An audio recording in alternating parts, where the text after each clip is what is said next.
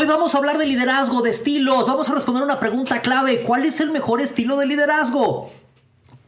Cada vez que me hacen esa pregunta, que es una pregunta compleja, mi respuesta es: el mejor líder es aquel que es capaz de adaptarse a lo que su gente, a lo que el contexto y los resultados que necesita dar requieren en ese momento. El mejor líder es el que es capaz de convertirse en esa persona que su equipo en ese momento está necesitando. Suena fácil, no lo es tanto, pero hay ejes a través de los cuales te puedes mover, que puedes considerar para adaptarte y lograr ser ese líder que tu equipo requiere. Te voy a platicar cómo. Al final del video te voy a dar tips de cómo integrarlo en tu realidad a partir del día de hoy, a partir de este momento lo puedes aplicar. Soy Manuel Borbolla, soy el director del Centro de Investigación en Neurociencias Aplicadas. ¿Quieres saber cómo? Acompáñame, vamos.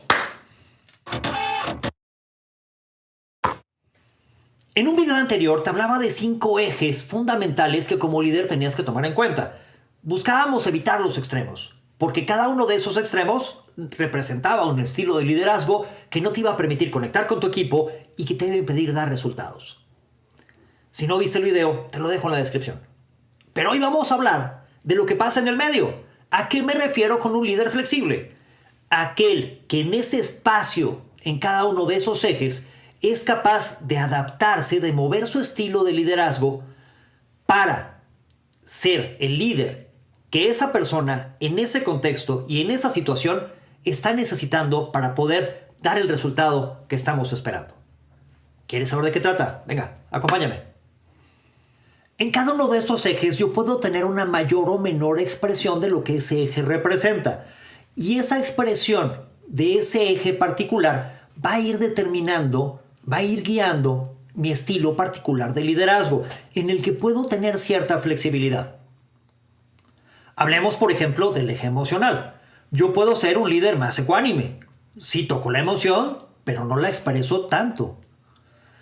Puede ser muy funcional, por ejemplo, para un grupo de investigadores de matemáticas o para un grupo de corredores de bolsa, que se pueden sentir incómodos si mi estilo de liderazgo fuese más emocional. Pero, por ejemplo, si tengo un grupo de chicas que venden bienes raíces o que venden artículos de belleza, el ser más emocional o el mostrarme como un líder más emocional puede lograr un contacto mayor con ese grupo, que además es seguramente lo que están esperando.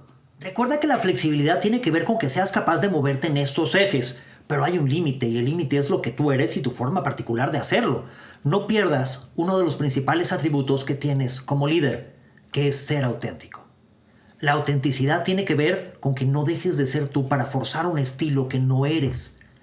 Sí es importante moverse para ser el líder que tu equipo está necesitando que seas, pero no dejes en ese intento de ser tú mismo.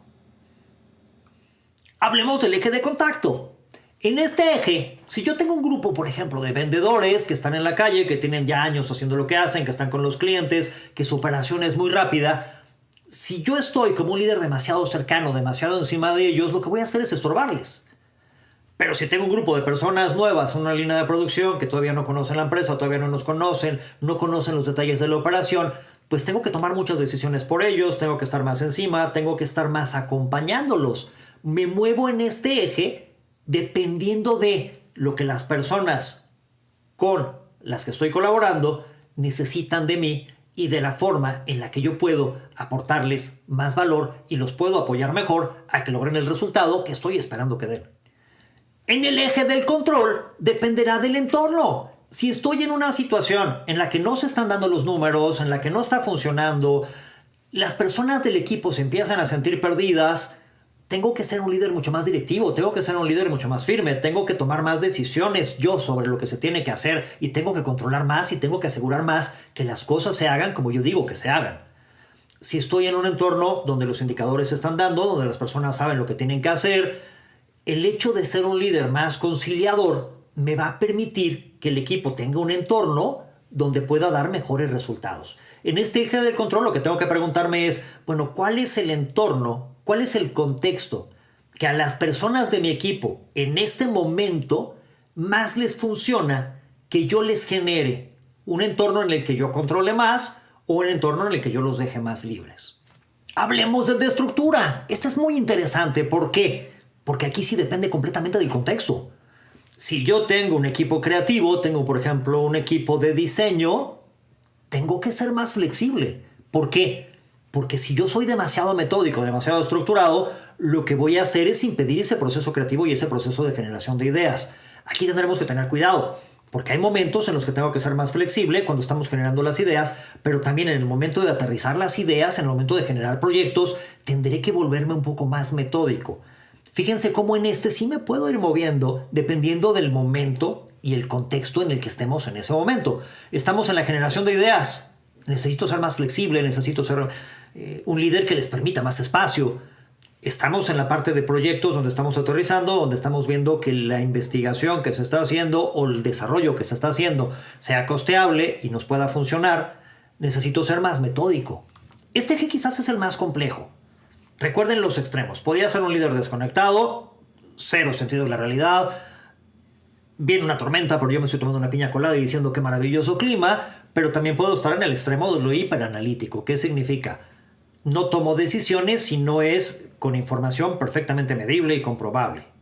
Ahora, en el medio puedo ser un líder intuitivo o puedo ser un líder analítico. ¿De qué dependerá? Aquí hay un principio que quizás valga la pena tomar en cuenta. Como director, como gerente, uno de los elementos que más le puedes aportar a tu posición es tu experiencia. Si te vas muy hacia el lado analítico, sí utilizas tu experiencia, pero si tomas decisiones solamente basado en números, esa experiencia se diluye. ¿Por qué? Porque solamente estás utilizando el número. La parte de la intuición ahí juega un rol importante. ¿Por qué? Porque si yo tengo más experiencia, si yo he estado más en esto, si yo he tenido más exposición a lo que estoy haciendo, esa intuición se afina y esa intuición me va a permitir ver cosas que quizás desde el mismo número no se puedan ver. Entonces, ¿de qué depende que yo sea un líder más intuitivo o más analítico? De aquello que estoy analizando. Si yo, por ejemplo, voy a tomar decisiones sobre presupuesto, sobre finanzas, me ayudará más ser analítico. Pero si voy a tomar una decisión sobre una estrategia a seguir en un mercado particular en el que yo tengo experiencia, en el que yo llevo muchos años, de pronto ser tan analítico no me funciona tanto como permitir un espacio para esa intuición. Y ese espacio para la intuición es el que le va a dar verdaderamente valor a mi decisión. ¿Cómo puedes integrar esto en tu realidad? Lo primero, autoconocimiento. En cada uno de estos ejes hay un espacio en el que te puedes sentir cómodo moviéndote y un espacio en el que no. Si, por ejemplo, sueles ser una persona más reservada, una persona menos emocional, difícilmente te vas a pasar al extremo de lo superemocional, al extremo de lo muy empático. No vas a ser auténtico haciéndolo así. Entonces, repasa esos 5 ejes y trata de encontrar cuál es el espacio donde te sientes cómodo en esos 5 ejes. Y ese es tu espacio de flexibilidad. En el caso de que sea demasiado pequeño, quizá necesites empezar a trabajar alguno de esos ejes, alguna de esas dimensiones, en ampliar ese espacio en el que te puedes mover. Segundo, no te bases solamente en lo que tú piensas. Pregunta. Revisa con tu equipo. Oye, ¿tú dónde me ves? Oye, en este eje, ¿cómo me definirías? Hicimos un ejercicio en el video anterior que ya les puse en la descripción, en el que te pedía que pusieras los 5 ejes y le pidieras a tu equipo que te evaluara a ver si estabas en los extremos o qué tan extremo estabas. Ahora hazlo distinto. ¿Cuál es el rango en el que te puedes mover? Una vez que tengas definido ese rango, ya el moverte ya es simple. ¿Por qué? Porque al principio empieza a moverte donde te sientas cómodo. Poco a poco irás ampliando ese espacio, ampliando ese rango y harás intuitivo, harás un hábito el moverte en esos ejes para adaptarte y ser ese líder que en ese momento, en ese eje particular o en esos ejes particulares, la persona con la que estás trabajando está necesitando. A veces necesitará que seas mucho más empático, un poco más empático. A veces necesitará que lo dejes más libre. A veces necesitará más control. En momentos más estructura y en momentos que seas un poco más desorganizado y le des un espacio de libertad. ¿Cuál es el espacio en el que te puedes mover? ¿Cuál es el espacio en el que te sientes cómodo? Y empieza a ponerlo en práctica. Empieza a, de manera consciente, con las personas que tienes en tu equipo, empezarte a mover en estos ejes para empezar a adaptar tu estilo de liderazgo a lo que ellos están necesitando. Muchas gracias. Nos vemos en el siguiente video.